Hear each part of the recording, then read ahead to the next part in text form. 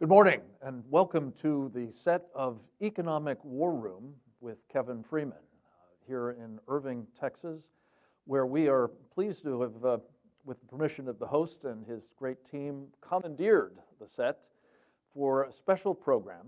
It's being brought to you by the Committee on the Present Danger China, of which I am the vice chairman. I'm Frank Gaffney. I also am the executive chairman of the Center for Security Policy. And we're joined, of course, by the host himself, Kevin Freeman, who is also a member of the Committee on the Present Danger China, and two of our favorite partners in the effort to help the American people, some of whom are represented here in our studio audience, understand the character of the present and growing danger that is posed to our country, to our people, to our freedoms, to, well, more generally, Western civilization, by the Chinese Communist Party and the country that it has been misruling now for 70 years. We're going to talk about many different aspects of the threat that the CCP, as it's often called, has become. We're going to talk about the degree to which this has been developing for years under our noses. We're going to be talking about the implications of these threats for everything from the quality of our lives to perhaps our lives themselves. And not least, we're going to be talking about how did this happen? And the incredible fact that in part it's happened because we've underwritten this great and growing threat. To do that with me, I am extremely pleased to say we've put together a first string set of experts and articulate champions for rising to this threat. And I will introduce them in turn in a moment. But let me just set the stage for this conversation by saying that the Committee on the Present Danger has something of a pedigree. In fact, the present incarnation, the Committee on the Present Danger China, is very much inspired by and really modeled after one that was, I guess, the second of three previous incarnations. It was put together in 1976 by a team of national security practitioners, subject matter experts, business leaders, human rights champions, and religious freedom activists, among others. And they had, among others, as a member, a man by the name of Ronald Reagan, who turned to them in this period in the run-up to his campaign to unseat the then incumbent president of the United States, Jimmy Carter, to help him think through and to craft, to articulate, and to socialize an alternative strategy for dealing with that time's existential threat to freedom, as he called it, namely the Soviet Union. And Reagan saw that the policies that had been practiced by successive presidents going back to Lyndon Johnson, who began what came to be known as détente, an effort to try to fashion some kind of modus vivendi, an arrangement whereby we could coexist and prosper, perhaps basically by helping the Soviet Union prosper and become thereby, it was hoped, a more benign actor, just a member of the international community. This policy of détente, as it was called, was pursued without much appreciable effect. It produced some arms control deals. It got the Soviet Union some credit guarantees and some sales of grain and other stuff. But by and large, in terms of its stated purpose, it didn't help. If anything, what we saw was as the Soviets became wealthier, they became more intent on building up their military power, on campaigning around the world to subvert Western interests, indeed our own country as well. Ronald Reagan with the Committee on the Present Danger's help, fashioned what came to be known the peace through strength strategy. It ultimately had as its explicit purpose rolling back the Soviet Union rather than propping it up. And in due course, as the campaign unfolded, and it's that proposition that we needed an alternative to Plan A, détente, began to get traction with the American people. It translated ultimately into a mandate for the elected president of the United States, Ronald Reagan, to pursue, to bring down the evil empire rather than continue to nurture it. The rest, ladies and gentlemen, as they say, is history.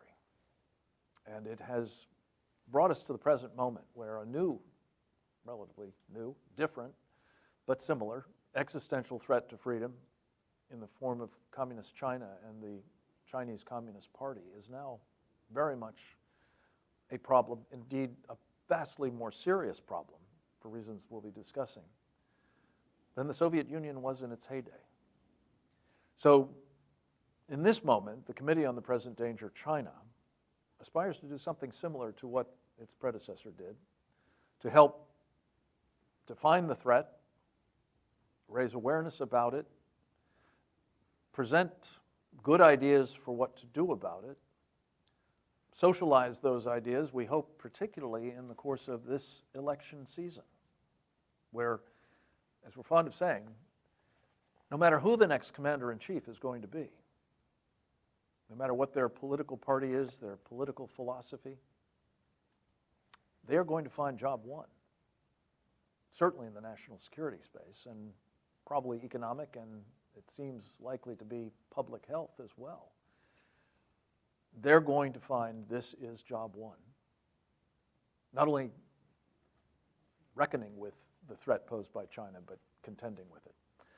So to help us discuss what exactly that threat is, I am extraordinarily pleased to say we have with us a man who has spent his entire professional life defending this country, rising through the ranks of the United States Air Force to the position of a lieutenant general.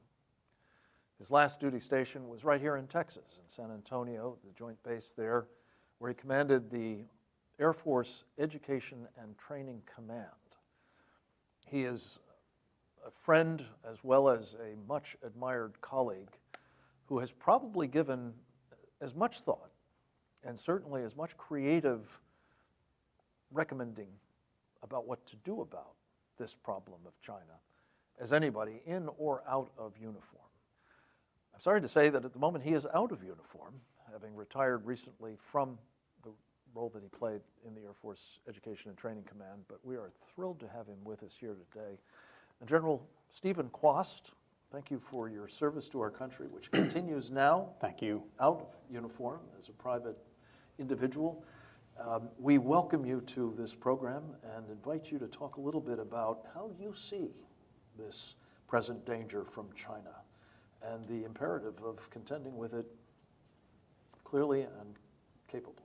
Well, thank you. I appreciate the opportunity, and it is an important conversation that the American people need to be aware of. And to put it into context, similar to what you talked about, anytime another civilization starts controlling their people, whether it's in the form of fascism or communism or any kind of collectivism, socialism, it starts taking away the freedom of individual people. And when you take away freedom, you crush the human spirit. The human spirit was designed to be free to make choices, moral choices of good and bad, right and wrong, to show respect for other human beings. And so history repeats itself. Hitler rose, and we had to stop that controlling tyrant. Then we had the Soviet Union, and Reagan was able to bring that down with a strategy appropriate for the Soviet Union. And now we have China that is emerging in the same way. You look at the evidence of how they're treating the Uyghurs, how they're lying to their people about the coronavirus, how they're treating those in Hong Kong, how they control through social media your behavior through incentives, meaning if you don't act consistent with the party, You can't send your kids to the right schools. You can't buy the good groceries. You can't own a home. You can't get credit. You can't thrive. You can't prosper. This is a threat to America. And it's not just because they're controlling their people. We love the Chinese people. We want this to be a journey of peace. And as a national security professional, those of us that wear the uniform, our job is to be peacemakers. And you become a peacemaker by being so strategic and understanding your competition so well, culturally, socially, emotionally, that you design a strategy to win without ever having to fire a shot, without ever having to use violence. The use of violence is a failure because it denigrates this respect for every human being that is enshrined in our Constitution. But what we see with China, as a man who has studied them, I've read everything they've written, every speech they give, everything translated with a network of friends to make sure we do not miss anything in the way they organize, the way they train, the way they write doctrine. And I'm here to tell you that China has openly talked about the fact that a free society, an open system like America, is an existential threat to their survival. And that their goal is to bring back the Middle Kingdom. They still are so angry at the century of humiliation where the West, as they put it, the West killed their hero system by flooding their country with opium. It destroyed their people, it destroyed their dignity, and they are not going to take that. I can't blame them. But their leader is an open disciple of Lenin and Marxist philosophy.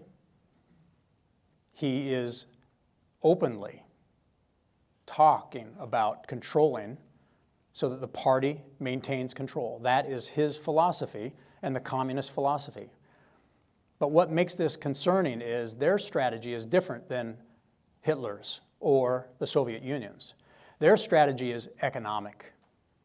They understand, rightfully, that the civilization that has the strongest economy is the civilization who can ensure that their values are abided by across the globe. And what we see in their behavior is their values are to lie, cheat, and steal to get any competitive advantage they need in order to dominate the market. And they have openly said that they are weaponizing the two vulnerabilities of Western civilization: energy and information. On the energy front, we know that we have built an entire energy grid that was never designed to be resilient or to be able to take a hit and keep on ticking. Yes, it can take a lightning strike here or there, but it's not designed for a determined enemy using the new techniques of directed energy that could paralyze not only our energy grid, but all of our equipment in the military or in civil society. And China is building a spatial network over the next number of years where they will have energy generation plants in space, both nuclear powered and solar powered, that can deliver energy to any point on planet Earth, that can be used for good, to provide affordable energy through a neural network to individuals on the planet, or in a millisecond can use it for evil if somebody else is not there with them to hold them accountable if they behave badly. And then on the information front, I think America is starting to wake up to 5G. 5G is an example of how China behaves, both in the way they are intending to dominate information globally and in the way they use it as a weapon.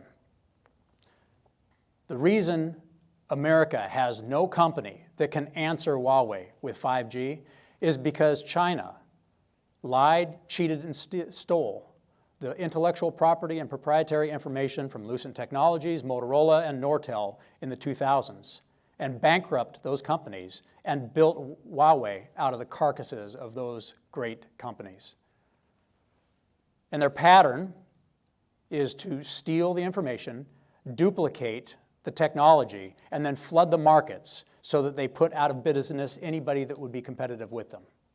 And they are doing that to America right now in the space industry, in the pharmaceutical industry, in the chip industry, the drone industry, the artificial intelligence industry, the quantum industry, you name it, they are capturing those enterprises that benefit human beings in the digital age. So right now, it's not even just about the 5G network or infrastructure. It's about all the things that become the Internet of Things. You try to find a good drone made by an American company, it can't compete with the Chinese domination of that market. And they dominate the market for the same reason why America was not able to get 5G, because the theft of intellectual property of those great American companies, then the duplication of that technology, and then the flooding of the market. Now, the weaponization of energy and information to control the global narrative so that they can crash our markets anytime they want by perpetuating a lie and not being able to let the truth get out, and their ability to paralyze our economy anytime, anywhere, at a time and place of their choosing, is their long-term goal. But they watched history, and they saw Pearl Harbor, and they know that they do not want to awaken the great giant of America, because our open society, our free economy is so powerful at innovating. They know they cannot compete. Even with 1.4 billion people, they cannot compete. This is why their subtle strategy is to lie, cheat, and steal, to steal our magic sauce as an open society that respect other people and have a diversity of ideas in the mix to innovate more rapidly. They steal it, and they get it to market faster, and then they put our companies out of business. So this is an economic war. And you have to understand, they are not like the Soviet Union, who are more bold and more aggressive about stating their strategy. The Chinese are subtle, and they do not want to trigger the threshold of American anger. And that's why they work in the gray zone. They work under the threshold of our Congress or of our president. We love the Chinese people, but the Communist Party is suffocating the free spirit of humanity. And they are trying to make America go out with a whimper over a 100-year strategy to slowly and surely grow a vine around our spinal cord as a nation, using energy and information to paralyze us, and it's over before we even wake up. This is the message the American people need to hear, and I look forward to the conversation about what you as an individual American can do to solve this problem, because you can do something, and that's the power of our open society, our free market, and the fact that we believe that every human being is created equal, whether you live in China or whether you live in America. Thank you. Thank you, General Quast. To basically build on that particular point about what is happening to the people of China, we are blessed to have with us a man who has been incredibly tireless, I have to say, in assisting in a succession of these, we call them 2020 Policy Battlespace Threat Briefings, because they're intended to try to help shape that battle space. Most obviously and most immediately by informing voters about these vital choices, as I said, job one for the next commander-in-chief, but also to help us understand the sorts of things we need to do, as Kevin Freeman will be talking about, to end the practice of making all of these threats more serious. His name is Dr. Sean Lin. He has an extraordinary personal story. I've come to call him a trifecta, in that he is a survivor of the Tiananmen Square massacre, a practitioner of Falun Gong, a tradition that has made him and his co-religionists an enemy of the state in China, which is a very bad thing to be, as he'll describe. He also, interestingly and providentially, served in the United States Army for some 9 years. Initially as an enlisted man, became a commissioned officer, and with his PhD in microbiology, ultimately came to become the director of a viral disease laboratory at Walter Reed. He is, in short, an extraordinary resource for the sorts of problems that we're talking about here, whether they're related to the specific danger that the Chinese Communist Party represents to its own people, or, for that matter, what it tells us about what a government that will treat them so badly might do to ours. Dr. Sean Lin, welcome. Thank you very much, Frank. Thank you, General. Thank you. And it's my honor to be here joining the panel to present about China's threat. And I'm really glad I've do my speech follow you, because you have very clear distinction on what is Chinese people versus what is the Chinese Communist Party. Yeah. So Chinese Communist Party actually is totally alien to Chinese people, totally alien to Chinese traditional culture. And they sneak into China in the early 20th centuries, when the old Qing dynasty collapsed, when people would try to seek new ideologies, new way to, to lead the society. Chinese people were so desperately needing some new ideas, so communists sneak in. But embedded in the communist gene, there are the violence, there are the lies in there. So Communist Party keep lying to Chinese people all the time and use violence throughout the last 100 years, make Chinese people suffer so much. And after they take power, we know very clearly more than 80 million of Chinese people die unnaturally under the communist regime. Because every 5-10 years, there are different political movements cracking down on different sectors of the societies. Even just within 3 years, between 1959 to 1961, more than 30 million Chinese people died, starving to death, because the Chinese government's terrible policy is called Great Leap Forward, try to catch up with the United States and the United Kingdom, and causing so many farmers starving to death. And they actually locked down those farmers in the village. They don't allow these farmers to go outside, even to beg for food. Tragedies keep repeating in China under the communist regime. And like Frank mentioned, I was a survivor for the Tiananmen Square massacre.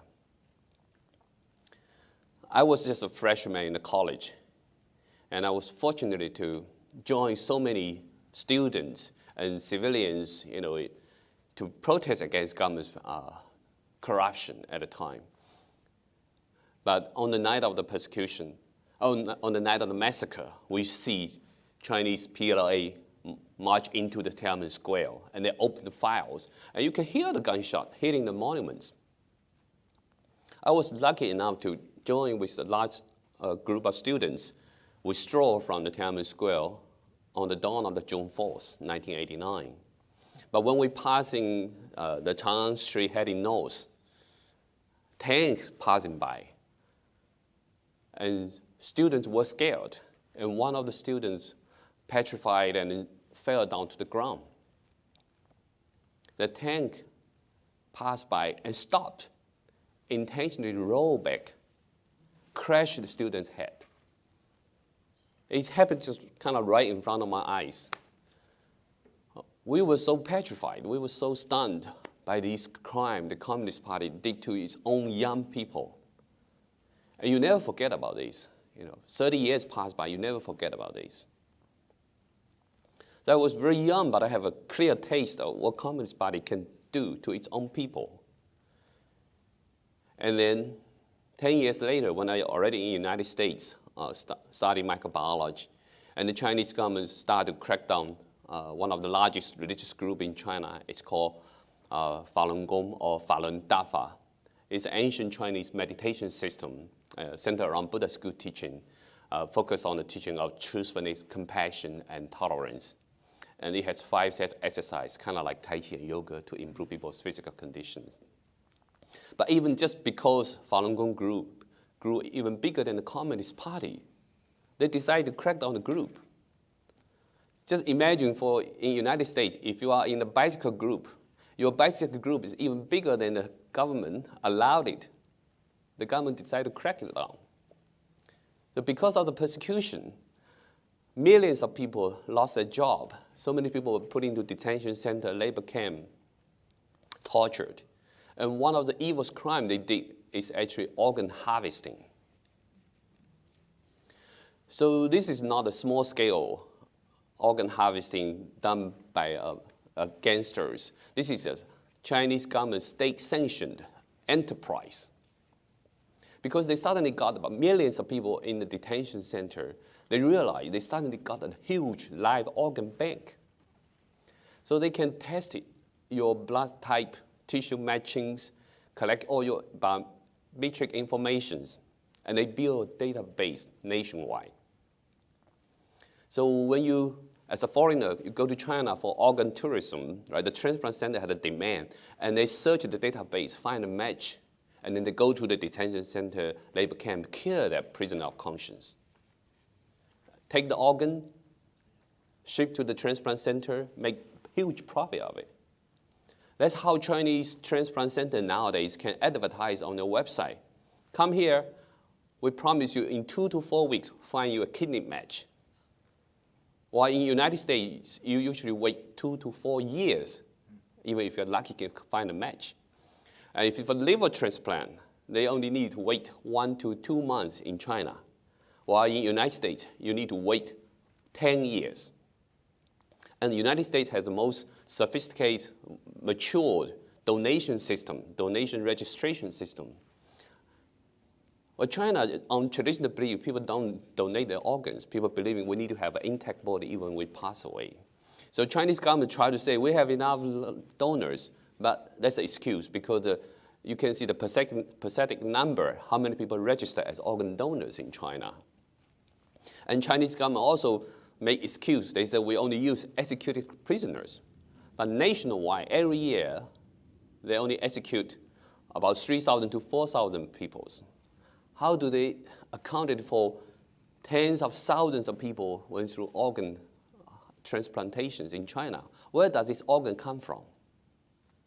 So last year, the China Tribunal, which is an independent tribunal investigating about organ harvesting, and this was led by Sir Jeffrey Nice in United Kingdom, and they found a conclusion, this is organ harvesting is happening in large scale in China, and it's still ongoing.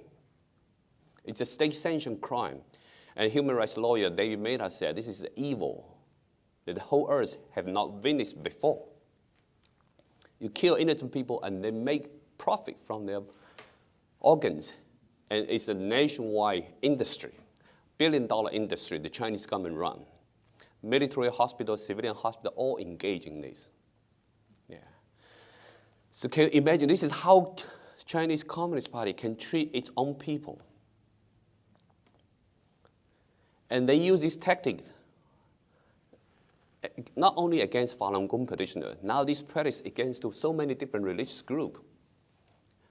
Uyghurs, right, Muslims in Uyghur area in Xinjiang in China, and also Tibetan underground Christians. As long as you're incarcerated, you become part of the live organ bank in China. And last year, there was a coalition to advance religious freedom in China established in DC. So many religious groups have to unite it, whether it's Tibetan Christians, Falun Gong practitioners. We have to unite it because Chinese government is waging a comprehensive war against all religions. The fundamental issue is the Communist Party is atheism, and it's against all religions. And they have used all kinds of measures to crack down people's belief, because any people have independent thinking, have this desire for freedom is a threat to the Chinese government. Even during the outbreak of this Wuhan coronavirus, right? At the beginning, when the Wuhan city locked down this big city about more than 15 million people, right? Many of the taxi drivers, thousands of taxi drivers, they organize, try to do self-organized helping. The Chinese government canceled this operation because it's not government-sanctioned operation. They don't want people to have the ability to organize themselves. That's how Chinese Communist Party run in the society. They want to control your mind. They don't want to control your self-support capabilities. Everything from your birth to your death, you need a Communist Party's approval. Just like the one-child policy, right? The government can allow you to have 1 kid or 2 kids. The government has the authority. They are the God. They are the one above all your religious beliefs. They are the one dictate who will be the reincarnated baby for Dalai Lama. Right? So they want to be the God behind all religions. That's a threat not only to the Chinese people, it's a threat to the whole civilization, whole humanity, because they are the one trying to be the God beyond all religions, beyond all deities. That's why a lot of times we kind of sometimes feel that as a distance from China, you know. A lot of times people say the Communist Party can evolve, can change when you use a different foreign policy, right? Engage them, or appeasement, you know. You hope the Communist Party is a normal government. They can evolve, they can change with enough foreign pressure or even with financial opportunity, let them join the international community. But no, the Communist Party's ideology is so evil, it will never change. They don't care people's life. The key issue for them is to maintain their own power. They are great on the power. So in this way, so many Chinese people die unnaturally, and then now they, through their barrel initiative and different technology, they are putting their threat globally. And so that's why we feel it's so important we're on this platform to address this threat comprehensively.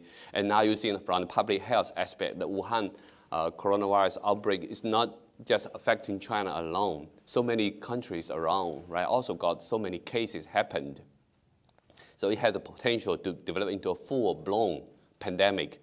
That's because Chinese government sealed the information in December and early January. They didn't tell, Chinese people didn't tell the world what exactly happened in China. Even doctor who exposed the detection of the SARS-like disease in Wuhan, he was silenced. He was brought to the police station, and he silenced, and then later he died. That's why so many Chinese people are really mad about this cover-up of the true information, and that brought the threat to the whole society, not just Chinese people, to the whole world. So just a quick summary that Chinese governments, you know, you can see how he treats Chinese people, and you can imagine how he would treat United States people and how they present a threat to the whole world. Thank you very much, Dr. Lin. To wrap this up and to help explicate how on earth it could be that China is able to do all of these things. I mean, build a space-based power system on top of building out a colonial empire across the world under this Belt and Road Initiative, on top of the social credit system at home, which they're also exporting, on top of an immense military buildup, which General Quast knows so well, is now posing not only a quantitative, but also qualitative challenge to our military and security.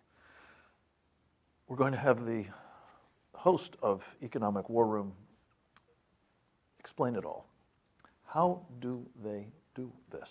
Kevin Freeman, thank you for hosting us today. Thank you for the great work that you do at Blaze TV with Economic War Room with Kevin Freeman. Thank you for being one of the founding members of this Committee on the Present Danger of China, and not least a senior fellow with our Center for Security Policy. You're a great friend and very, very valued colleague. Over to you. Well, thank you, Frank. The reality of it is this is a spiritual war, and you heard both Dr. Lin and General Quast share that. It's a spiritual war manifesting as an economic war, and it's going to spill out into a health war with the coronavirus risks and the pandemic. It's going to spill out into potentially military shooting war if we're not careful. I've got some statistics here. I've been studying Unrestricted Warfare, which is a book published by 2 senior colonels of the People's Liberation Army in 1999. And I want to set the stage for you about 1999 versus today. You know, we're just 2 decades later. In 1999, China was the world's 7th largest economy, 7th largest behind Italy and just above Canada. It was about 1/10 the size of the United States economy, and it was literally, today, in Texas, the Texas economy today is 50% larger than the Chinese economy was just 20 years ago. Just Texas. So what has happened over the last 20 years that has made it possible for China to achieve all of these things, the Space Force, the control of their people, and all of that? Well, essentially, it's unrestricted warfare. This is literally the playbook. It includes cyber theft and hacking, which we're all aware of. I mean, you see repeatedly who hacked Equifax? It was the Chinese. It includes taking over most favored nation status here in the United States through massive lobbying in Congress, but also taking over global organizations and using monetary means, bribes, and encouragements to get global organizations. It includes intellectual property theft, currency manipulation. It includes Western investment, predatory trade practices, forced technology transfers. You see, China realizes that this is an economic war. They knew that as the 7th largest economy in the world, they would never be able to achieve their objective of being the dominant power within 100 years of the establishment of the Communist Party, which is coming up in 2045. And I also want to point out to you that the threat is very immediate, and it's immediate because of this. China realizes that you can commit an atrocity and 20 years later the world will forgive and forget. And sadly, the Tiananmen Square massacre was an example of that. They were hosting the Olympics, worldwide attention at the Beijing Summer Olympics 20 years after that massacre. And they realized that people today have long forgotten 9/11, which is less than 20 years ago. People, 9/11, yeah, that was that bad thing that happened a while back. They realized 20 years. That means that they have to commit whatever atrocities they want to commit by the year 2025 so that they can be in the dominant position no later than 2045. This is a part of the Chinese plan. You see, what we see as a marketplace, which is stock markets and investing and developing global interconnectedness, they see that as a battle space. And that's the mantra of the economic war room. I mean, every topic that we've talked about, we've covered on our show at one time or another, including the organ harvesting and how that's an economic weapon. They're taking their dissidents and they're literally taking organs and selling them for hard cash. Here, I'm going to read a quote from Unrestricted Warfare. Thus, financial warfare is a form of non-military warfare which is just as terribly destructive as a bloody war, but in which no actual blood is shed. We believe that before long, financial warfare will undoubtedly be an entry in the various types of dictionaries of official military jargon. Moreover, when people revised the history books on warfare in the early 21st century, the section on financial warfare will command the reader's utmost attention. The main protagonist in this section of the history book will not be a statesman, nor a military strategist, but it will be George Soros. The Chinese Communist Party has patterned their methodology of economic or financial warfare after George Soros, which includes manipulating financial markets. It includes using money as a weapon. They said the goal should be to use all means whatsoever, means that involve military power and means that do not involve military power, to force the enemy to serve one's own interests. And boy, have they taken that to heart. You see, there are just a few examples I'll give you, but they've been weaponizing the money of the American people and the United States government and American corporations, and they've been gathering it together and using it under their control to do all of these horrible things, including stealing our technology, stealing our industry, building a space force, and persecuting their own people.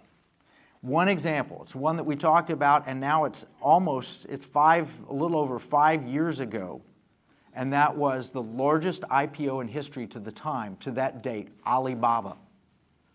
Alibaba is, I don't know how to describe it, think of it as an eBay and Amazon of China all rolled into one.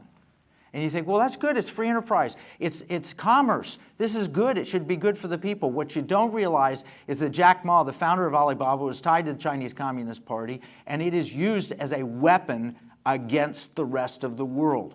And how did they do it? Well, they IPO'd $25 billion. They raised capital from our markets on the New York Stock Exchange, something the Hong Kong Stock Exchange would not allow because there was no transparency, no corporate governance, none of the things that would protect the shareholder were present. And they sold us shares in a Cayman Islands corporation that's called a variable interest entity. And a variable interest entity is literally a non-existent thing. They don't have any shareholder rights. They have no control of anything. And if the government allows, they may receive dividends or economic benefit from the shares, the underlying shares. But no non-Chinese can own Chinese corporations. So they created this, raised $25 billion. Then what did they do with the money? They took the money that we gave them and bought up companies in Silicon Valley. So what they weren't stealing, what they weren't committing forced technology transfers, they were actually buying with the money that we presented to them. So some of the best and newest technologies that were emerging out of our innovative labs in Silicon Valley were being bought by a Chinese company and used for the benefit of the Chinese government. Now here's what's worst about it, is that we have no idea what that company is doing. They don't submit themselves to GAAP accounting, the generally accepted accounting principles, GAAP, GAAP. They don't submit themselves to our accounting. In fact, they say that Chinese companies' accounting is a national security asset, and they don't release. We don't have good transparency to know if these are good investments or bad. I read an article just a couple of days ago where on the big day that they have it's like Amazon Prime Day, the version in China, that they discount if something costs $5 and they discount it to $3, they count $5 of revenues. You couldn't do that in America. That's not legal. That's manipulation. We have no idea if Alibaba is doing a good thing or not. But Alibaba's not alone. I'm going to quote our colleague Roger Robinson, who's spoken at a number of these events. He says, China has over 700 companies in our stock and bond markets or capital markets. It has about 86 companies listed on the New York Stock Exchange, about 62 in the NASDAQ, and over 500 in the murky, poorly regulated over-the-counter market.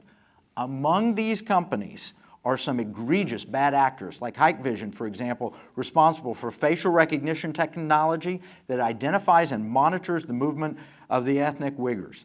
It also produces the surveillance cameras placed atop the walls of the Chinese concentration camp holding as many as 2 million Muslims.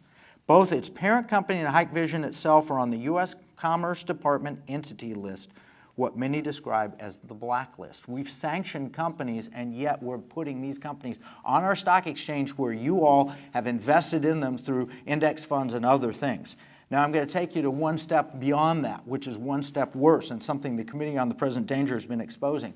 The Thrift Savings Plan of the United States. That is a 5.7 million enrollees, $578 billion in assets. 50 billion of that is allocated internationally. And it traditionally has gone into the IFA index, Europe, Australasia, Far East, developed countries around the world. So it's good. You're getting international exposure. I work for John Templeton, probably the pioneer of international investing. I think it's a good thing to invest internationally. However, they've convinced the committee to change from the IFA index to the MSCI All-Country World Index.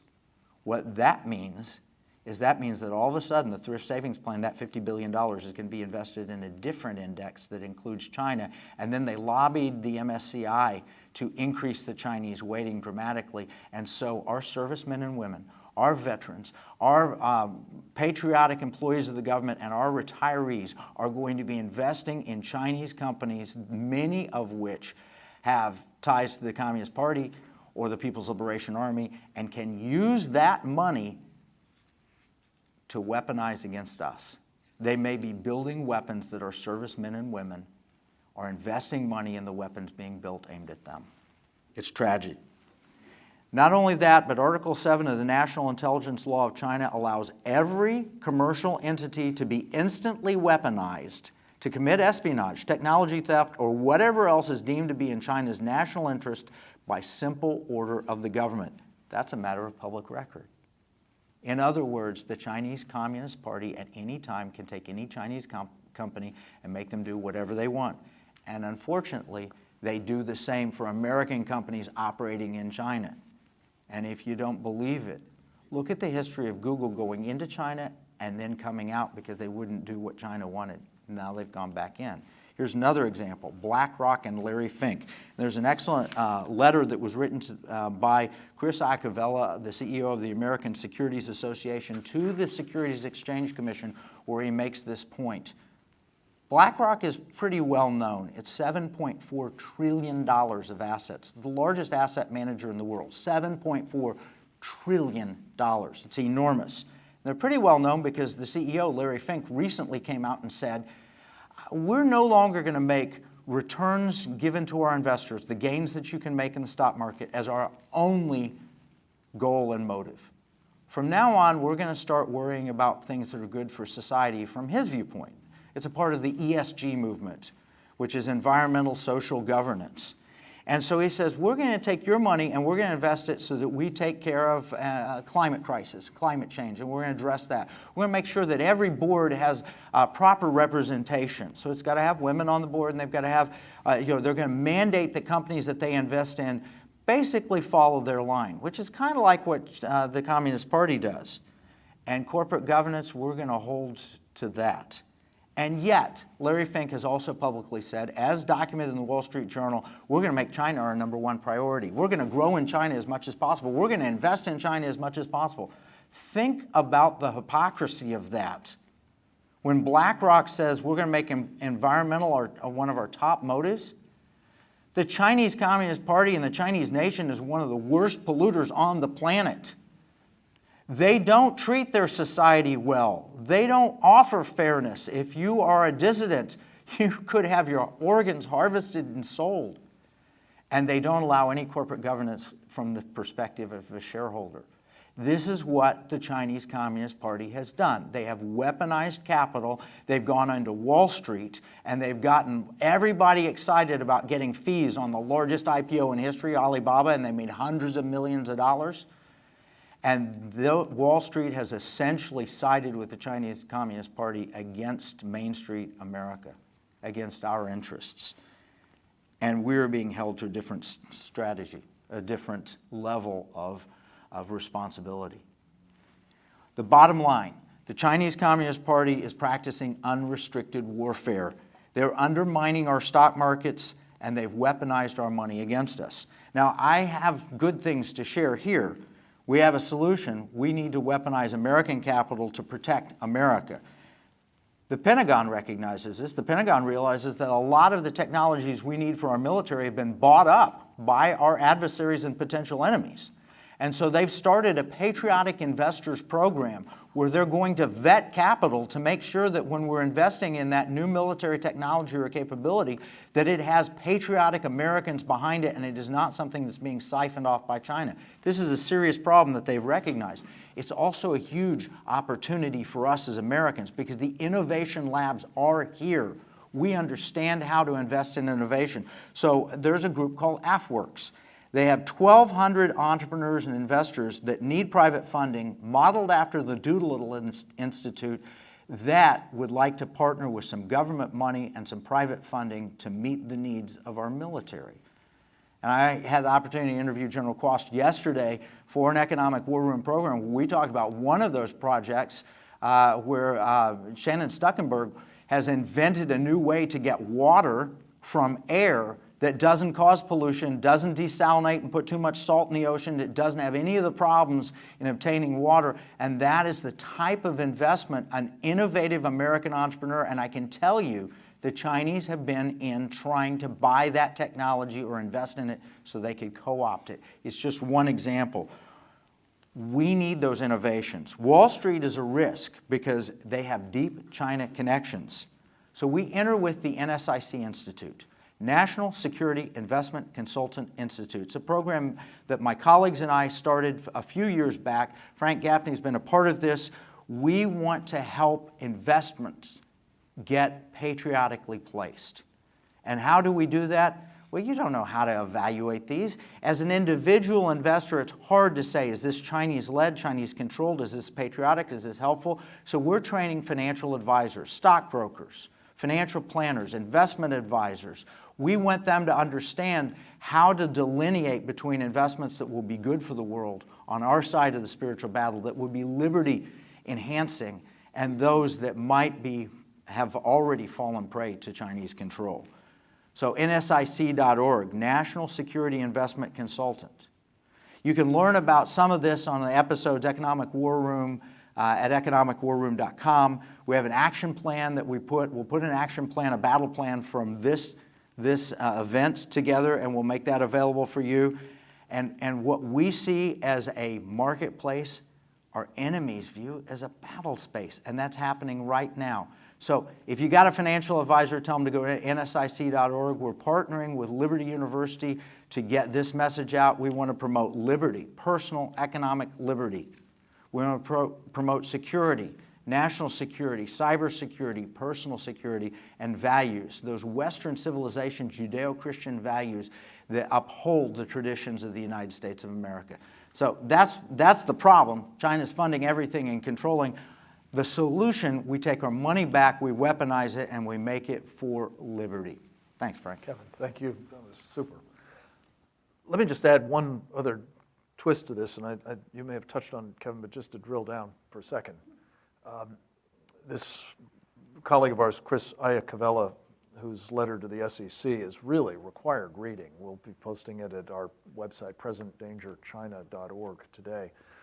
But he's also written a very interesting and quite alarming piece for Real Clear Politics recently, in which he talks about the fact that not only are there the problems associated with investing our money with Chinese companies that are doing bad things, and in the handout that we've passed out here, you get a sense of some of them in the index of the Morgan Stanley Capital International Index, managed, I believe, by Larry Fink, if I'm not mistaken.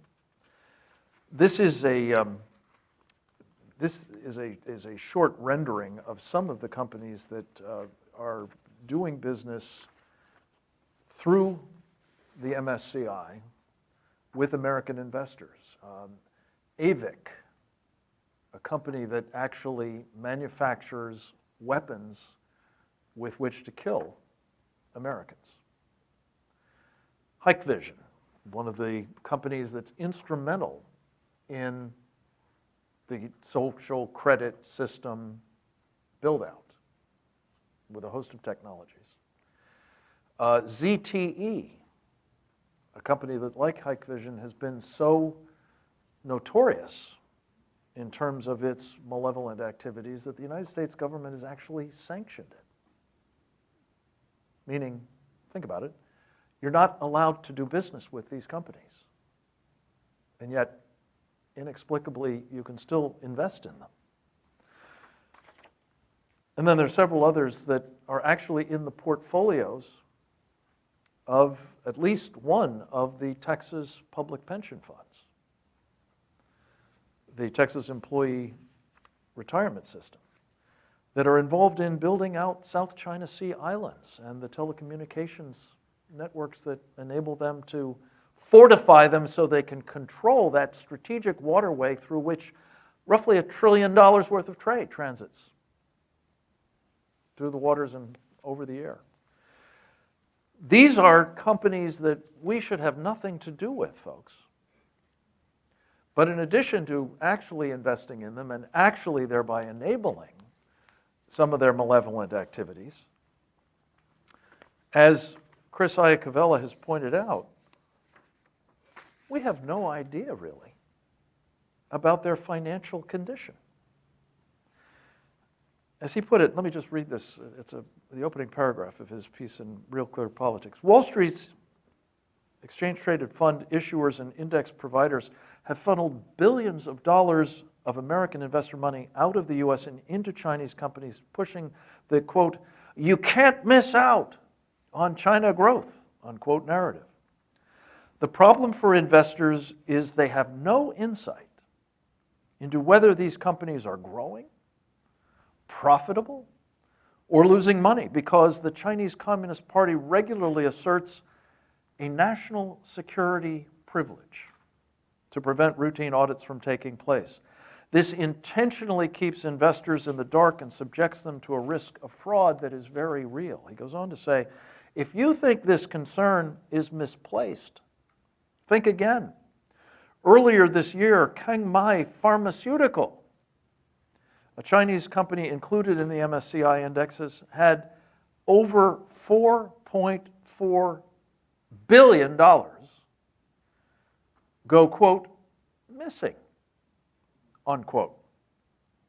While the company called it an accounting error, China's late-to-the-party regulator called it a, quote, premeditated and malicious cheating of investors, unquote. That was one of the Chinese Communist Party's own regulators, folks. Albeit too late to protect investors, nonetheless made it clear that this was scandalous.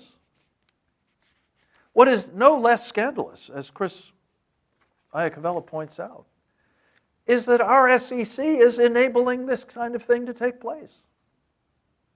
And Larry Fink and the Thrift Savings Plan and the MSCI more generally are all instruments of quite possibly defrauding vast numbers of Americans of their retirement savings. Let me just read one other thing from this letter from Chris to the Securities and Exchange Commission. He talks about an extraordinary fact. Let's see if I can find it. In terms of the extent to which, on top of all of this, the return on investment actually isn't all that good. As I recall, I can't find it, but I think he said that 37% less is being earned by these Chinese funds for investors than would have been done had they been investing in Standard & Poor's, I recall. We'll find it and correct that record if need be. But the point here, folks, is our money is being used to build the threat that we're talking about that represses the people of China and the rest of the world if they get their way, and that is threatening our very survival as a country. Not just as an economy, as a country, as a freedom-loving people, an existential threat to freedom. Of the first order, and as with the Soviet Union, we believe, and even more so, this one must be stopped. We must, at the minimum, stop enabling it. And beyond that, we must take steps to counteract it. So we'll talk a little bit about that amongst ourselves, and then we'll open this up to questions from you, if we may. I wanted to start, if I could, General, with you. You've spent much of your professional career thinking about, working on, and really leading in the whole issue of space. It's not a secret, but you are no longer in the United States Air Force because you disagreed with the then Secretary of the Air Force about what a space force, which the President has made a priority of and is now enshrined in law, should look like. Talk a little bit about that, if you would, please. What we need, sir, in light of what the Chinese are doing to dominate space, both for the purposes you've described and for what goes on the ground as well, and what we need to be doing about it. Yeah, so that's a great question, and it comes down to this. The strategy to move forward in our generation where we peacefully stop this from being a problem is really important. And having a vision big enough for America is important. So one of the ways of doing this, and this is how space gets involved in this, one of the national visions of China is this recognition that space is going to be the great marketplace of the 21st century. And the reason for that is because there is a wave of technology that's coming our way that we already see the beginnings of that is going to be bigger than the invention of the internal combustion engine, the airplane, and the nuclear bomb combined, both in its power and in its ability to uplift the human condition. And those three waves are the ability to deliver energy to any point on planet Earth, pollution-free, and at pennies on the dollar of the way we deliver energy today. The second wave is the ability to bring water to people who need water, so it cannot be weaponized, or it can be weaponized because every technology can be used for evil or for good. And the third is the 5G example, but technology that allows you to communicate globally and control the narrative. These three waves of change that are coming across the human condition, across humanity, are really what's playing out before us. And so we can either start fighting this tactically by trying to stop any evil Chinese company from getting involved in our finances, this economic war, or we can go on a vision that is economically driven, that is consistent with our values as a society. And the vision is this: the technology for this vision that I'm going to describe to you right now exists today, and it would beat China at their own game. It would do what Reagan did, and that is solve the problem without ever a shot being fired. And the vision is this: the technologies exist to build this, we just have not built it.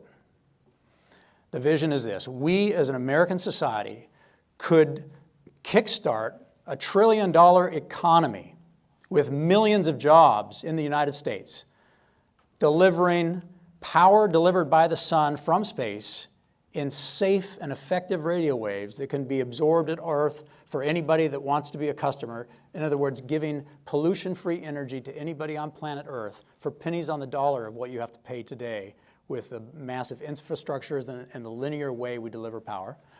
You could deliver fresh water to anybody on planet Earth. The company that you were talking about, Genesis Systems, is doing that right now, using energy that is clean. And you can deliver information in new gateways that do not require the internet to be secure, because the internet was never designed to be secure.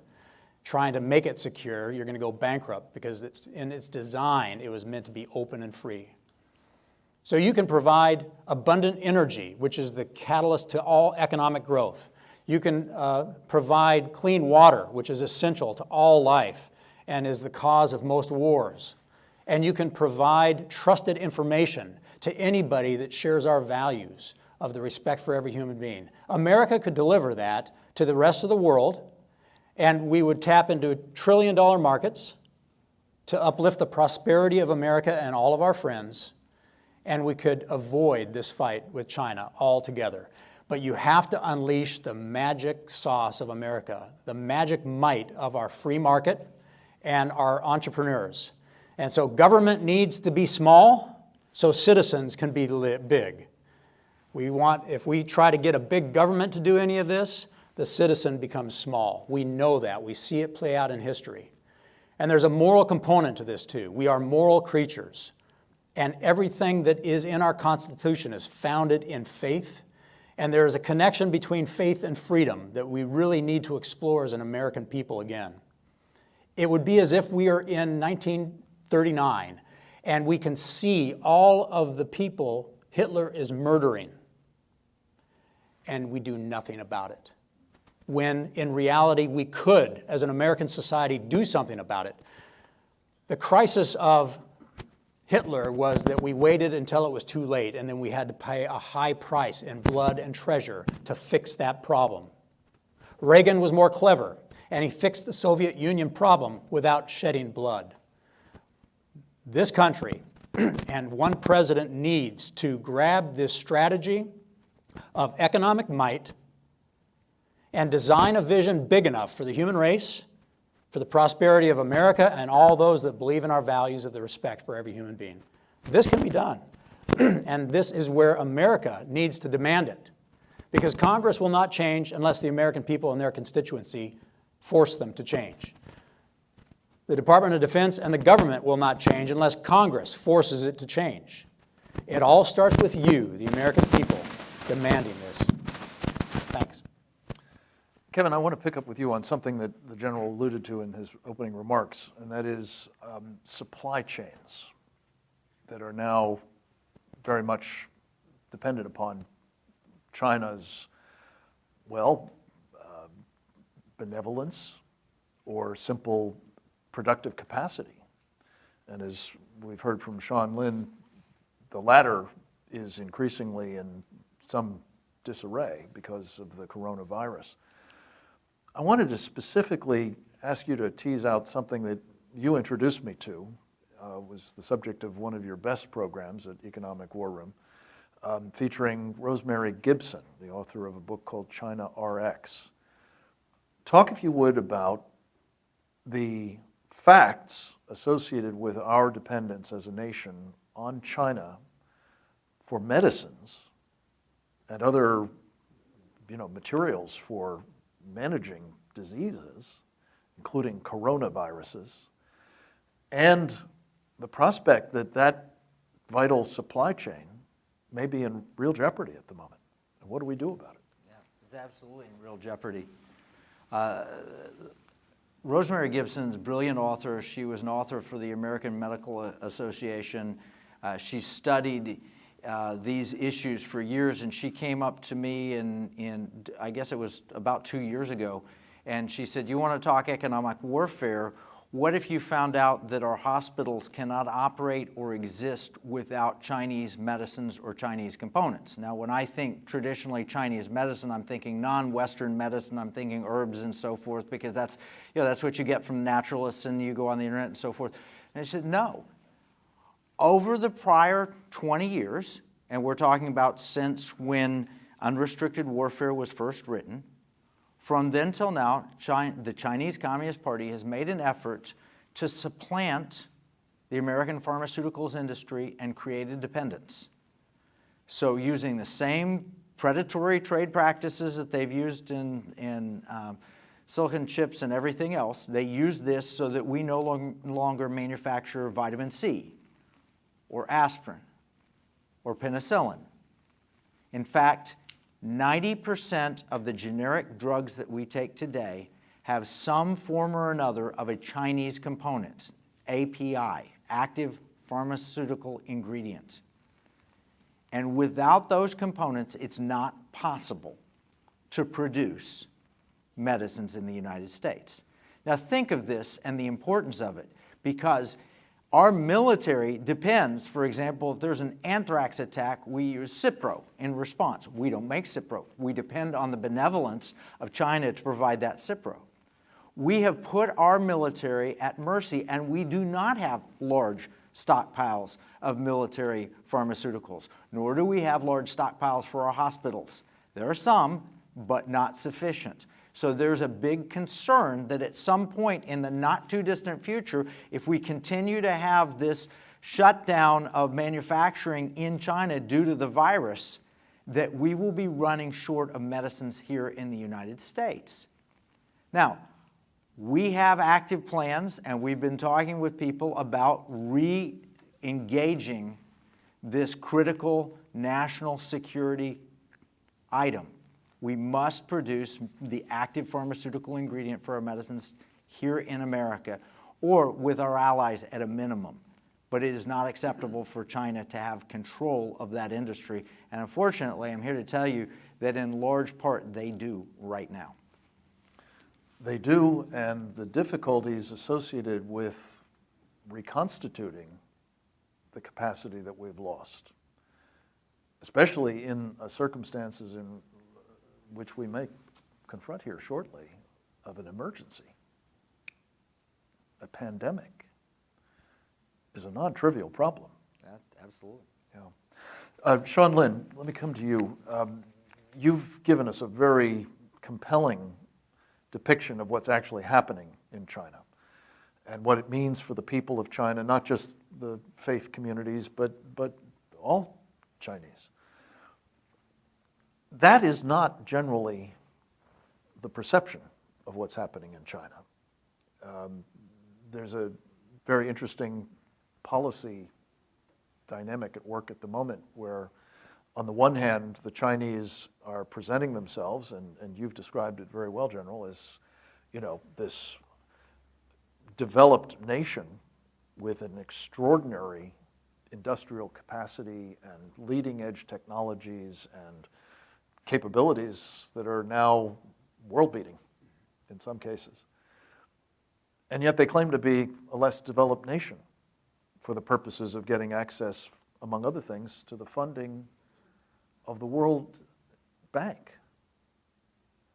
I've been told that 70+% of the World Bank's lending to developing nations goes to China. That leaves 30% for the whole rest of the world. And I think President Trump has said, wait a minute, you're actually a developed nation. Well, what is up with that? But talk about the Chinese influence operations that obscure so much of what they're doing.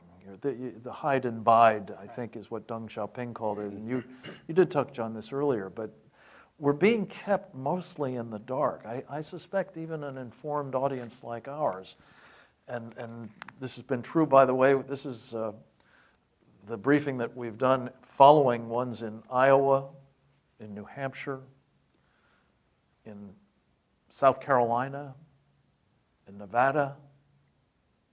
Do you see a pattern here? We've gone to places where people are voting because we want this to be something that they're asking elected officials, particularly those who are candidates for commander-in-chief, to tell them, do you know about this? Well, by and large, they probably don't. They're certainly not talking about it. They're certainly not sharing with us what plans they have for dealing with it, partly because of influence operations. And you might start by mentioning a recent decision by the government of the United States with respect to some of the entities that tell us about China, or not, as the case may be. Yeah, glad to do that. And yeah, recently the United States had to actually label 5 of the major Chinese state-run media as foreign delegation entities inside the United States. Because you remember last year, Chinese Global TV Network, which is the English version of the Chinese CCTV, and it was demanded by the Department of Justice to register as a foreign agent under FARA, Foreign Agent Registration Act. This time it's a further step, and so they actually treat them as a foreign delegations because we know clearly many of the journalists, so-called journalists, they actually has an espionage task on their shoulder as well. They're dual identity at the same time. And so this is one of the important issues. I think the United States government started to pay more attention about this influence campaign.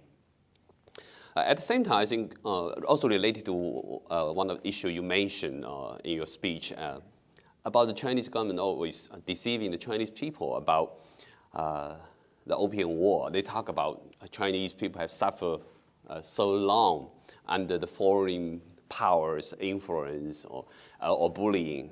So that's why they try to use this excuse to stimulate nationalism, the so-called patriotism inside China, so that people will follow the communist leading.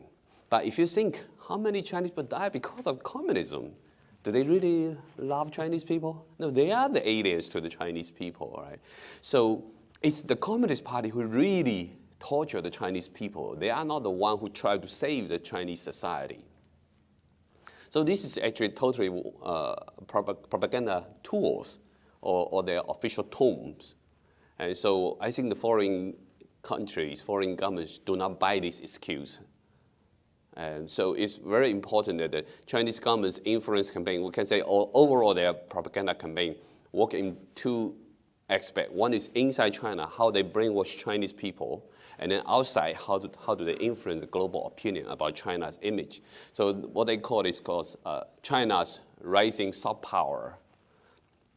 And so they want to tell the world that China is changing under the economy reform. They want to present a more democratic image. It's feel like we even start to engage some election in the local village level. It seems like they try to present to the world we are making progress, but at the same time, they use a different tactic to influence global opinions through infiltration into think tank academies. And so academic institutes, yeah. So Confucius Institute is one of very, very clear example. Actually, the colleges, the academic institute who sign agreement with Confucius Institute, they have to oblige to not to mention about the Chinese government called it sensitive information regarding about Tibetan issue, Falun Gong issues. You cannot invite Dalai Lama, invite Falun Gong. Yeah. And you cannot mention about Tiananmen massacres. Actually, related to military, even military textbook regarding about China modern history didn't mention clearly about the Tiananmen massacre, about modern history in China, because the textbook was written by some scholar who has connection with China. There are two other points that just quickly warrant further mention. It's the great Chinese firewall that is helping with that brainwashing by restricting the information that the Chinese are able to get from the internet and other sources from the outside. And the other, just mention, if you would, this business of the advertising supplements that the Chinese propaganda arms are able to place in our newspapers. Yeah, so you touch about two very important issues. The Great Firewall serves as a gatekeeper to keep Chinese people inside, and they feel like they can have the freedom now to browse the website like New York Times, but you didn't know you're actually missing some of the article that criticize Chinese government. So they create a false illusion in China. Not so much in the New York Times. Not the real one that can criticize China. And of course, they block all the independent media that really criticize China, right? So Great Firewall is one of the very, very evil thing the Chinese government did to people, actually. Because so many people now live in this kind of illusion. They feel we have freedom now to access information. So this is a very important issue. And then you mentioned about exporting the propaganda to the American people through buying ads on U.S. major media, like Washington Post. And so on a weekly basis, you see pages of this information directly from China Xinhua News Agency. And you feel like maybe if you didn't read the fine print, you thought this is a U.S. media report. And at the same time, another aspect of the campaign is Chinese government being heavily influence the Chinese language media because they want to control the Chinese American who already immigrated here. This is like incubating espionage agents in the United States because all the major media in Chinese language more or less are controlled or directly by the Chinese government. Even though some of the journal, like in 1989, they can criticize Chinese government. And the Chinese government use a tactic. They through businessmen bought this media, and now they no longer criticize Chinese government. And they also buy pages of information from China directly. Yeah. And it goes without saying that with the notable exception, I think, of the Epoch Times and some of the other media outlets that are associated with the Falun Gong in this country, it is pretty much a closed shop. General, I want to just close with you. You've given a lot of thought to what these kinds of operations in our country represent in terms of the theft of intellectual property, for one thing, but espionage more generally, and influence operations, subversion, whether it's on our academic institutions, Harvard University, Yale University, notably, these other, here in Texas, there are Confucius Institutes, I believe, in many of their universities. The large numbers of Chinese students here, some of whom, not all, but some of whom are, like the companies in China, obliged to provide espionage, collection information, what have you, back to the mothership, the motherland, excuse me. One of whom, by the way, is a fellow by the name of Yu Ben-meng, who it turns out has been part of the 1,000 Talents program of China and is now running as the chief investment officer the largest state pension fund in America, the California Public Employees Retirement System. One of our friends in Washington, Congressman Jim Banks, has just written the governor of California, who along with, I believe, Governor Abbott and virtually, if not all of the other governors, was told by Mike Pompeo in a speech to the Governors Association about 3 weeks ago, this is the kind of thing that the Chinese are doing to come after you in your states.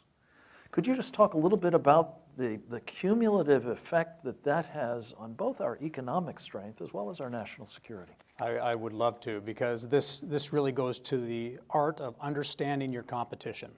And if you understand the Chinese culture, and I am uniquely qualified to look at that because I got to grow up in a different culture. I was raised in an African tribe with no electricity, no running water, and no education. And it helped me see clearly these divides between civilizations. And I will tell you that the Chinese civilization is a very, the Communist Party is using a very subtle strategy. This subtle strategy is to riddle our entire society with evidence that they can see that gives them opportunity. Thanks. Sorry about that if there's a little feedback. So the Chinese approach is to be very subtle and to plant in our society the censors and the influencers to control the narrative and to be able to control the economic future of China and America. So whether it's computer chips from China that have the back doors that are in all of your devices, the control systems on our nuclear power plants that no longer have manual turn-on capability and are dependent on the technology of China for the running of our nuclear plants, to the drones that are flying around where the sensors have the back door so China can use artificial intelligence to aggregate that data and see what is happening in the American society. And if they can't outright buy a company, then they will get somebody, a proxy, that will get on the board of directors, or many of my friends in academia will have a piece of research that's critical of China's predatory theft and stealing and lying. And they'll tell me, I can't publish this because the benefactors that have Chinese ties would fire me as a professor from this university if I say anything that is unfriendly to China. So for us as an American people, we need to, one, wake up to the reality of what's happening. There's plenty of red flags. We talked about all kinds of them today, and we only touched the surface. But this is truly, as has been said so eloquently in the past, this is a 100-year marathon of subtle activity by China to slowly strangle us out with a whimper, economically. And so they are already riddled in our society. So one thing you can do is follow the money. And I know, Kevin, you can talk about that, but this idea where you invest in things that are where America needs to go for our own survival and the survival of the human race against this Chinese threat, and that is energy, information, and water. And but you don't just give your money to a company, you do the forensics and follow to see if there's Chinese ties, because China has become more and more subtle. They saw what happened in the 2000s when they bankrupted Nortel, Lucent, and Motorola, and how many Americans were part of that, to include retired officers, unwittingly, because it's not illegal to tell a company, I need to be on your board, here's some money, but I need your intellectual property. Most small upstarts will say yes to that because they desperately need the money to survive, and they think, well, what's China going to do with my intellectual property until China bankrupts them? So for you as investors, investing in things that matter to the survival of this 21st century economy, energy, information, and water are the key elements, the tides of technological change that are coming our way that haven't even been discovered fully yet because we're still living in an industrial age. You need to invest wisely with those forensics accountants that know how to follow the money and make sure you keep it in America, and we bring manufacturing back to America. We factor resilience of our society into our economic game plan. That's part of this economic war, where China has subtly forced us to be dependent, whether it's pharmaceuticals or chips for computers or artificial intelligence or quantum. We have to be independent. And even if it may cost a little bit more because we can't compete with the slave labor that China offers businesses, we must have independent resilience as a society to forge an economy. And we can do it because we are so innovative, so free-thinking. We are the most creative society on planet Earth. And we don't see it as Americans because we're in our own culture. But if you're anywhere on planet Earth other than America, from a different culture, you fear America because of the might of our open society that respects people. Do we all need to use this mic, or the rest of us okay? We're good? Keep going. Let me just segue to opening to any questions you might have by reading this passage that I couldn't find earlier from Chris Iacovella's letter to the Securities and Exchange Commission, because I think it builds on the point you just made, General. This is in the context of what the SEC is now looking at doing to try to prevent abuses of the proxy system, whereby a lot of this social engineering, if I can use that expression, of Wall Street is taking place. And it really focuses in on what the Larry Finks of Wall Street are doing to use the concentration of power to drive a political agenda, specifically, as Kevin's mentioned, this environment, social justice, governance agenda, ESG, which just doesn't happen to apply to China, mind you. And here's what he said. A recent case study emphasizes the enormous risk that Larry Fink's BlackRock's politics poses for investors. As reported by Bloomberg, the iShares MSCI USA ESG Select Social Index Fund, this is one of a number of these MSCI indexes, which is one of the largest and most well-known ESG funds on the market, has trailed the Standard & Poor's 500 index by 37 percentage points over the last 10 years.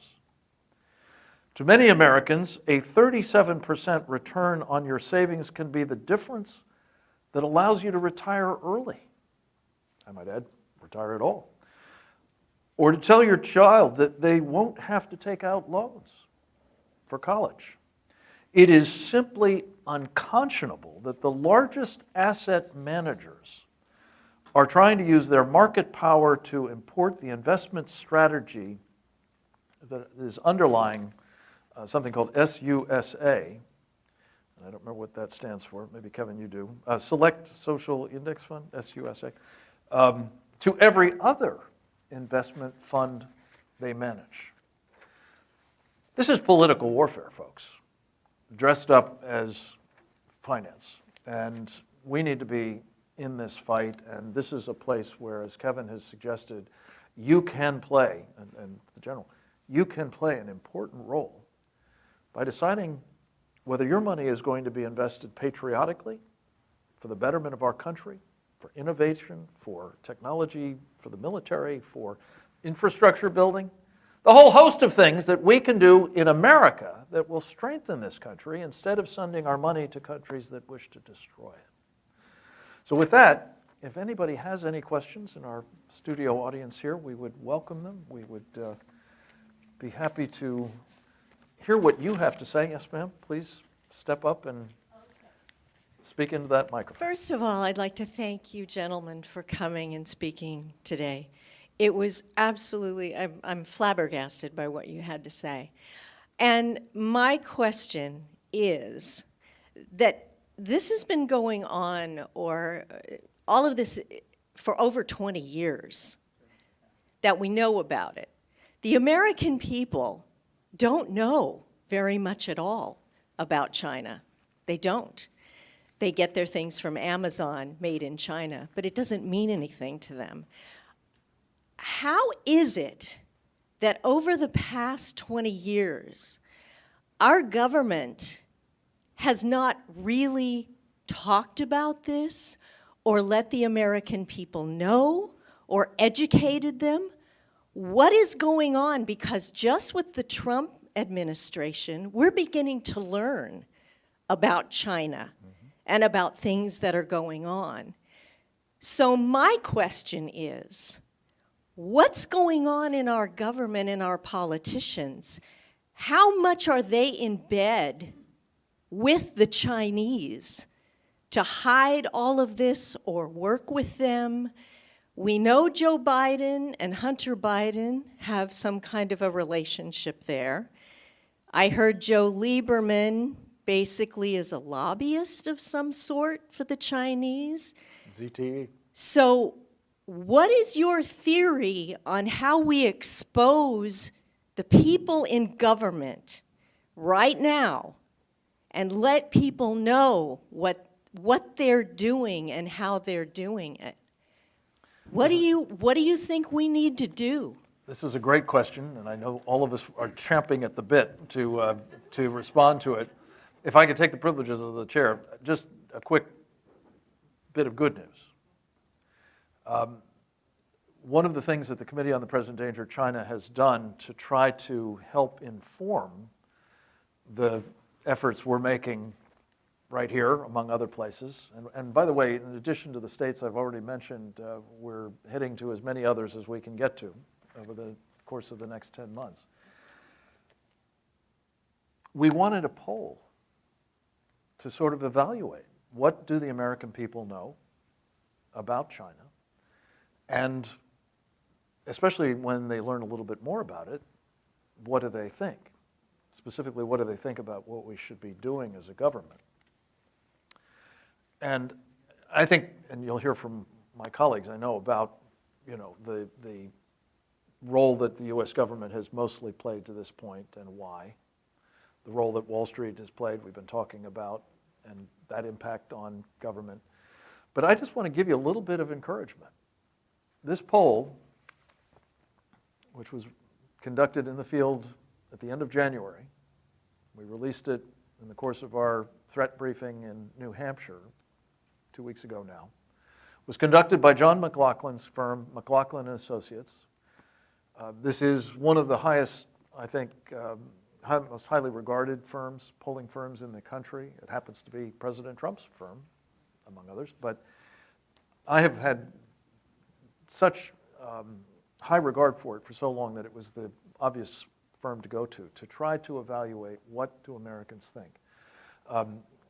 We have both the top lines and the crosstabs on this poll at presentdangerchina.org. And it's stunning how sensible most Americans are, at least if this survey of 1,000 likely voters is representative, how sensible most of them are, just intuitively, let alone when they learn more, as some of the questions provided some education. And here's the really important and encouraging news, folks. It wasn't just true of certain demographics, conservative Republicans. It was basically across all of the demographic subgroups. And not just majorities, but strong majorities in most cases. So there's a lot to work with here, but as the question has suggested, we need to be doing a redoubled effort to educate them about why it is so vital that their government be doing it as well. Yeah, and General? just a quick point on your question, because in times like this, we want to be careful to be forgiving and empathetic in the fact that if China were a benevolent government system, meaning that they believed in the respect for all human beings, and they believed in the same things we did as far as values, doing business with them is a good thing. It's healthy. International business is good if everybody plays by the rules that respect humanity and respect the environment. But we're discovering that they are acting inconsistent with our values, and they are making the world toxic, and they are killing their people. Okay, so when we discover that, then we need to look clear-eyed at, okay, what is our responsibility to not enable that dysfunction in the human spirit? But Americans want to believe the best of other people. This is one of our strengths. We find a partner internationally, and we want to work with them until they prove us differently. And so we have to be a little bit forgiving that people wanted to partner with China, and it looked like a good deal because China signed on the dotted line for the rule of law and the business practices that are reasonable. And then they lie, cheat, and steal, and they go back on their word, okay? So let's not tear ourselves apart as a society trying to blame somebody for this, because China has been very, very clever at insidiously sneaking up on us without triggering our ire, our anger, that they are cheating. But now we know. So now it's our responsibility, what we do now as a society. The moral decision we make to stand up against evil is really important. It's essentially, as Reagan said, the evil empire for the Soviet Union to get the Cold War, to have the wall fall. We need to, as an American society, acknowledge we have an evil kingdom in the Communist Party of China that we have to stop, and it's a moral journey. Amen. Thank you. And I probably talk from the two aspects. Yeah, Sorry. doubling. So one important aspect is actually for public to know information, to know true information, probably through the media, right? So Chinese government in the 1990s had a strategy to repackage their propaganda machine. Because in the past, the Chinese propaganda, just like Soviet Union propaganda, is very blatant. You know it's propaganda. In the 90s, they repackaged it into a news agency operation. So the new name is Xinhua News Agency. So globally, major news outlets subscribe to the Xinhua News Agency, and they package their propaganda into the news service format. Even Associated Press had a deal with Xinhua News Agency. Yeah, so they are regularly receiving this information from Chinese government official source. So your mind, your opinion on China is already subtly changed when you receive so many information from China. So that's one important strategy the Chinese government been doing, and it's so tricky, so important to manipulate your mind. And at the same time, they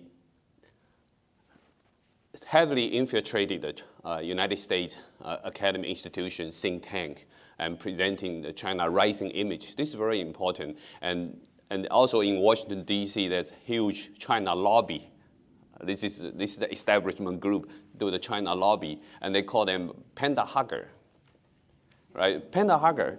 It sounds so benign, right? You loving a panda, but actually what you're hugging is actually the evil dragon of the Communist Party, right? But when you package it like a panda hugger, it's very different. Yeah, so that's why it's so many tricky in the propaganda. And also around foreign policy was started even in the late 60s and 70s, and when Kissinger and Nixon reached out to China. But at the time, the Chinese Communist Party was actually at the brink of collapse because of the terrible Cultural Revolution. They already lost the legitimacy to rule China at the time, but the around foreign policy actually gives the Communist Party another 40, 50 years to further rule China and torture more Chinese people. Yeah, so it's a terrible mistake, and we hope this new administration, the coming commanders will fully understand what kind of consequence it will be if you have a terrible foreign policy. Yeah. Don't bail them out again, Kevin. Yeah. Just one other point here. I've seen firsthand the very things that you shared. In Washington, I'd go in and there would be Michael Swain from the Carnegie Institute for World Peace, and he would have the panda hugging approach, and face to face in the Defense Intelligence Agency. Here I'm an investment manager from Texas, and here is the distinguished Dr. Swain, and his view. His was completely bought off, in my opinion. And he brought with him the number 2 of the World Bank, who was Chinese. So we had a debate, and we had a discussion at the DIA with General Flynn there. But probably the most insidious aspect of all this, the one that really gets me, is the infiltration into Hollywood. And if you understand that upstream of life is politics, politics determines how we live. But upstream of politics is culture, and culture determines politics. And upstream of culture is entertainment. And so if you wonder why it is that our society has changed as it has, just look at the television programming, look at the movies that are allowed. And the Chinese understood this. And they've invested heavily in American theater chains, in American studios, in scripts. They finance a lot of the movies that we get. You cannot make a movie. And now they've opened up China prior to the virus, because now the movie attendance has collapsed in China. Nobody wants to go out to a theater. But prior to the virus, the Chinese box office was bigger and more important than the American box office. And I will mention, for example, to our audience here and to a lot of the people watching, hey, do you remember the great actor Richard Gere? And people, oh yeah, he's a great actor. What an amazing, nice-looking guy. He's starred in all these romantic comedies and all these tremendous movies. What a great guy. Mention to my kids and their generation, they say, who? Where did he go? What happened to Richard Gere? I'll tell you what happened. He's a friend of the Dalai Lama, and therefore he's forbidden to a Chinese audience.